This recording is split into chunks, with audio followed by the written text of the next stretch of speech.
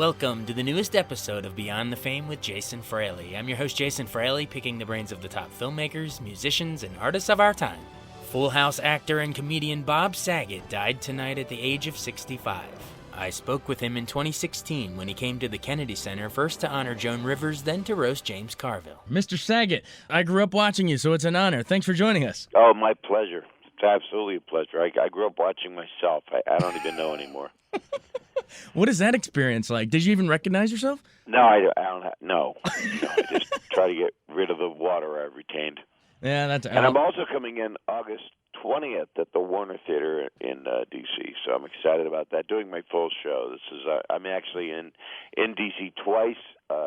Coming up next week on Wednesday, honoring Joan Rivers at the Kennedy Center, and then on Thursday.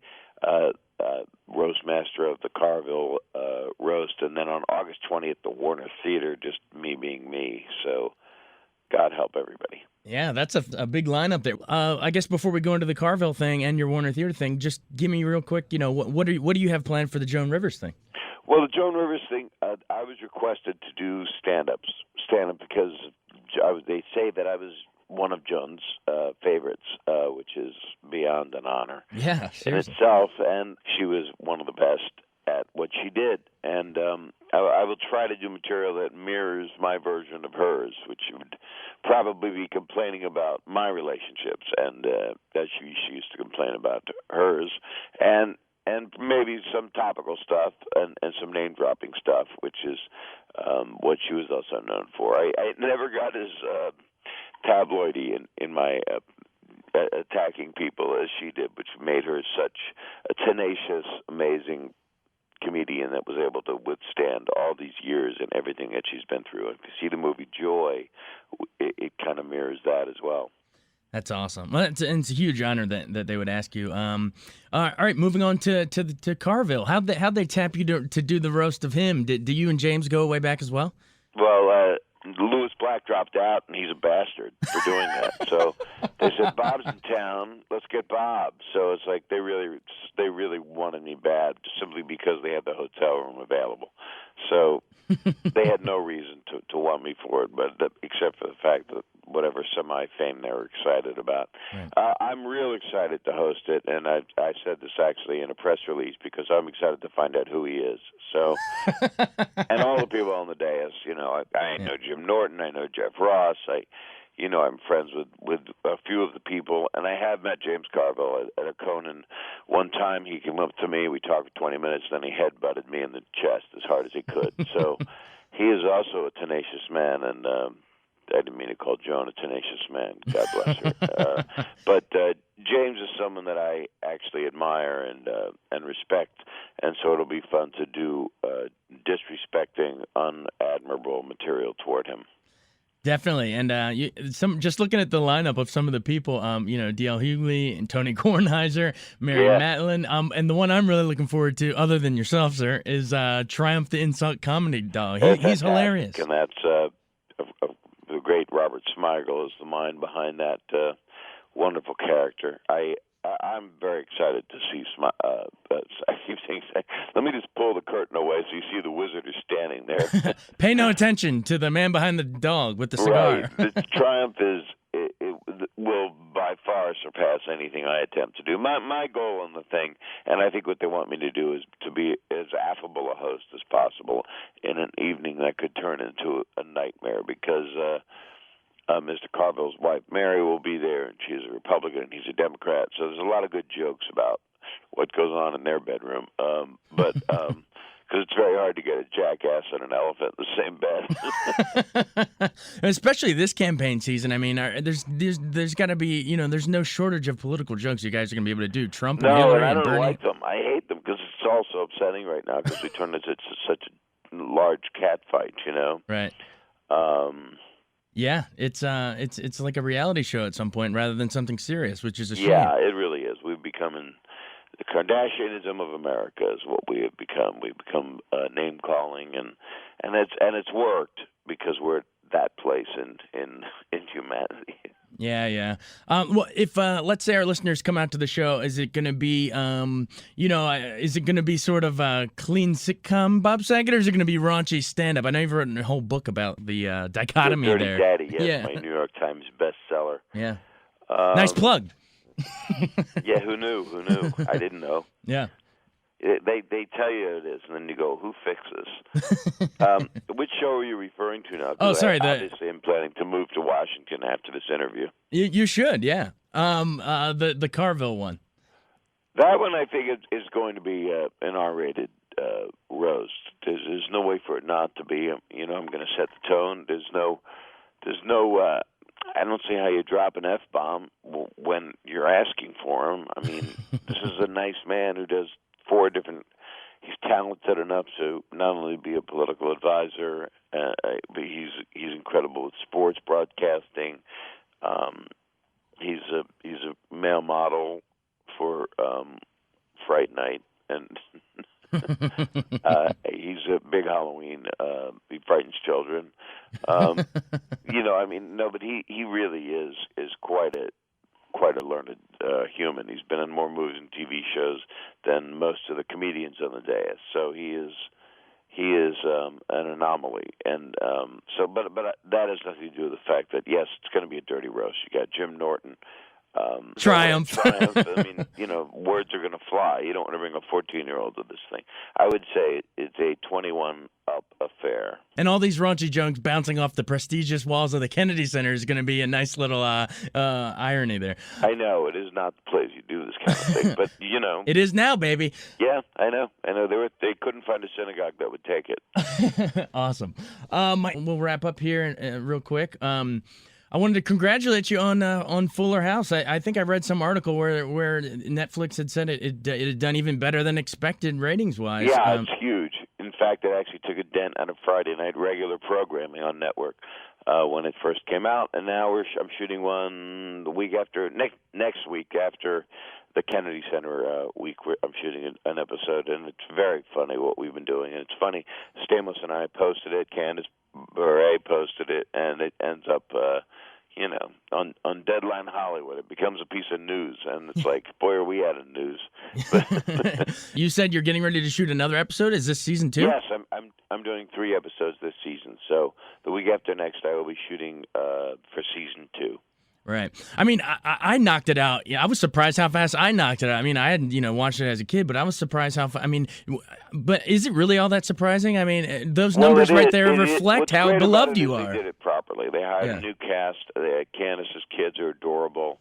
All the supporting people, all the new people that came into the show are just really great. And I think for what it is, it's a show made for kids that they could watch with their parents, and you can take your 8-year-old, leave it in the room, never have to see it again, just let it binge watch for 7 hours. So it's a child's Breaking Bad is what it is. Child's Breaking Bad. I love it. Well, and I'm coming in, and people want to get tickets, they can just go to the Warner Theater in August. I'll be there, and or go to my website, bobsaget.com, because that's my name.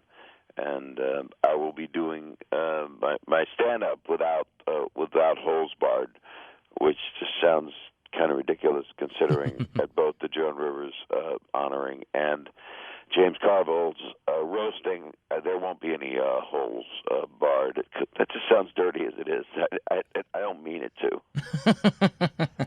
But I love playing. I love playing Washington. I mean, it's one of my favorite cities, and that's Saturday, August 20th. I'm at the Warner Theater, so people should buy their tickets. That I think you can get 18-year-olds into. I'm not sure. Well, my act is meant for 15-year-olds, to be honest. You have range, I mean, I always thought, you deserved even, all the kudos in the world. Like even some of that stuff with like the cement mixer through the window in Full House when you guys grabbing the pans. To me, that's right up there. That's like our generation's, Lucy and Ethel and that. Like I always thought you guys deserved even more credit than what you got, which was a lot. But I think your comic timing, both physically and and on stage, is right up there with the best. Well, you're very kind. Where do I make the check out? Are we back to the old days? This is the old days of broadcasting where you just give people gifts. You were supposed to tell me that was off the air, sir. Remember, we talked about this. Well, the refrigerator's already in the mail. I hope you like a really good ice maker. Yeah, I really, really, really appreciate you taking the time. Well, thank you for having me. I mean, you're the gracious guy. I'm just hanging out. Yeah. You kidding me? I just all your episodes, like, it was like a family affair. You know, the hole in the bedroom wall, singing "Dad, Dad, Dad." I mean, we could go on forever, but well, the hole in the bedroom wall isn't something new I'm working on, and it's X-rated, so I'm pretty excited. That's the perfect place to leave it. Bob Saget, thanks so much for taking the time. Come check him out at the Kennedy Center for Joan Rivers, then for James Carville roast, and then stick around later in the summer for Warner Theater. Thank you, sir. Thanks for having me, and I will see you at all three of those because I know that you're obsessed with me. Sounds good. Later. Thanks so much, man. Bye. I also spoke with Saget's Full House co-star John Stamos when he hosted a Capitol 4th in D.C. in 2017. Mr. Stamos, hey, thanks so much for calling in. It's an honor to talk to you. Jason, call me John, please. John, thanks for calling in. I feel old enough as it is, Mr. Stamos. Well, John is going. Hey, man, how are you? John's going to be hosting the Capitol 4th concert on Tuesday, July 4th. How familiar are you with this? Have you watched it on PBS, or is this your first time hosting it? I have. Yeah, it's my first time hosting it, but I have watched it, and the first time I ever really played with the Beach Boys was in '85 on the 4th of July at the Monument with 1 million people there, and Jimmy Page playing guitar. So, I mean, you can't get more American. I've said it. Like, you get the Beach Boys, D.C., 4th of July. You'd have to be more patriotic, you'd have to shoot apple pies out of a T-shirt gun, I think. I mean, this is it. Could we arrange that with the apple pies? I don't want to. Yeah, let's do it. I've never seen one of those. But I think, like, all sort of kidding aside, like, this is an important time to celebrate being an American and what it means to us. It's certainly different than even a year ago, right? I mean, yeah. I think it's a great place to start. I mean, and I don't want to oversimplify it and people go, "Oh, Stamos, you're crazy. Just get together and sing a song." But that's kind of what it is. Like, well, it's whether you're watching the show on, at home with your family, or if you're there live. I mean, getting together, singing, dancing, celebrating our country, sort of really stopping to think what it means to us. My grandfather came over from Greece through Ellis Island, and he wanted a better life for his family, and because of it, I'm here now, talking to you. Exactly. It is the perfect time to celebrate. You're right. And you mentioned the Beach Boys, but and also a really impressive lineup with Four Tops, Trace Atkins, the winner of The Voice, right. a bunch of people. But you mentioned you played with the Beach Boys back there years ago. Is there any chance you'll hop up there with them again and perform a little, or is it just hosting? No, I'm playing as well with them. They're doing 4 songs. So no, I'm hosting, and then I'm also. I know for sure one of the songs I'm doing with them is "Do It Again," which I love, and Mark McGrath is on that track as well, awesome. Which would be cool. So yeah, no, I'll be playing with them. Oh, that's awesome. I think that was the first deal. They said, "Do you want to play?" And I said, "Yeah." And they go, "You want to host?" I'm like, "Okay, yeah." I mean, because it is an important time to bring people together. Decency is at an all-time low, and discord is high, and we got to figure this out. Absolutely. Come on. That's not who we are at our core. I'm with you, man. Let's get out there and let's change the tone a little bit. We're pushing each other away, and I don't like it. And if a day like this, the 4th of July thing can bring people together just for an hour and a half, despite your political differences, and sing music and dance, and like you said, it's a great lineup, a completely diverse lineup like our country. But let's get together. Let's knock it off. Absolutely. I'm with you, man. Looking ahead to later this year, congrats on Fuller House. I know season 3 is going to be coming up. I hope. Have they announced a date for that yet, the release date? I don't think they have, so I can't say, but I think it's soon enough. Yeah. Well, either... the thing is, we're shooting 18 episodes this year, which is cool. That's more than normal. And... what was I going to say? And we're right in the middle of it. We're literally at the middle. I think we've done 9 or something. Well, I've really been enjoying the first 2 seasons. It's a nice mix of the nostalgic and it's also but refreshing, and it's its own thing. But has Thank you. has the show sort of allowed you, and I'm sure Bob and Dave and everybody else, but has it allowed you to sort of appreciate how beloved Uncle Jesse was to everyone? I'm sure as soon as Full House ends, you guys all want to go show your other sides and do all that. But have you kind of has it allowed to sort of step back and say, wow, I mean, this really meant a lot to a lot of people? Yeah, that's a very good observation, because me more than any of them, I was the first guy to say, I don't want anything to do with this show. And I'm like, and when I realized that there was no getting away from it, I embraced it, and I'm glad I did, because you didn't, back then it wasn't, it was number 1 a lot of the time, but top 10, top 5, and we were never on cover of magazines. We never got nominated for awards. We weren't hip, we weren't cool, right. And there wasn't social media, so we didn't know how important it was or how much it meant. You couldn't just post a picture and see how many people liked it. You had to go to the mall to see if you were, popular. Right. And that's a very good observation, because it is nice to sit back and go, oh, this did mean something to someone. And look, the reason why it's back now and still appreciated is because what we're talking about, values, family values and heart. And those shows that were winning all the awards and that were on the cover of magazines 30 years ago, you don't hear from them now. Full House. I'm telling you, man, there's something to that. I mean, yeah, the acclaim and everything's great, like you're saying, the gritty dramas, but there's something where you guys went straight to the heart of all of us families. I mean, I was one of them, and you entered our living rooms, and so there's something to that special bond there that you can't top. Yeah, and no matter what the package is, the wrapping or whatever, whether it's sophisticated and the writing's great, the message is what was important, right? And like you said, you heard it loud and clear because you needed it. Absolutely. Well, I know we got to run real quick, but before we go, I gotta know, was Have Mercy in the script, or was that something you came up with in your own genius? Well, I don't know about genius. Gary Marshall, who was one of my mentors, he says, you got to come up with a catchphrase. Fonzie had hey, sit on it, right? And so I got it from. We used to say it in the band when we saw a hot girl. We'd say Have Mercy, but it was sort of from Pretty Woman. Where Roy Orbison says mercy. Yeah. That's kind of where it came from. But it is a good catchphrase, because people say it back to me, and it's a form of like, hey, you're looking good, And it's better than, sit on it or something. Probably I'd rather hear Have Mercy than sit on it. Yeah, it's even better than Dynamite, I think. No, but you mentioned Gary Marshall. He right before he passed away, he gave you TV Land's the Timeless Icon Award. How big of an honor was that to get to hear that from a guy like Gary?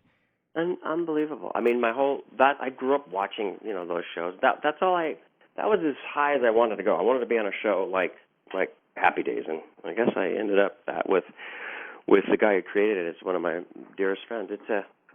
It's been a really wonderful life, and I don't, especially now more than ever, I don't go a minute without, or day, or hour without realizing how lucky I am and showing my gratitude. And we're gonna bring all that back on the 4th, because like if my grandfather could he's not around, but if he could turn on the TV and see his grandson standing at the Capitol hosting a show about being an American, I mean, my God, how incredible is that? It's unbelievable. Well, we're lucky to have right? you. Yeah, exactly. Well, I hope you soak it in and really enjoy it when you're there. We really appreciate you taking the time to join us. Thank you. And will you be there? You come to the concert? I will try to get down there. Yeah, right. We're here in D.C. We got to be able to come out. Yeah, let's go. I'll be there. Yeah. All right, buddy. All right, thanks, man. Nice talking to you. Thanks. Thanks so much for joining us on Beyond the Fame with Jason Fraley. Remember to hit the subscribe button and give us a 5-star rating if you like what you hear. We'll see you next time.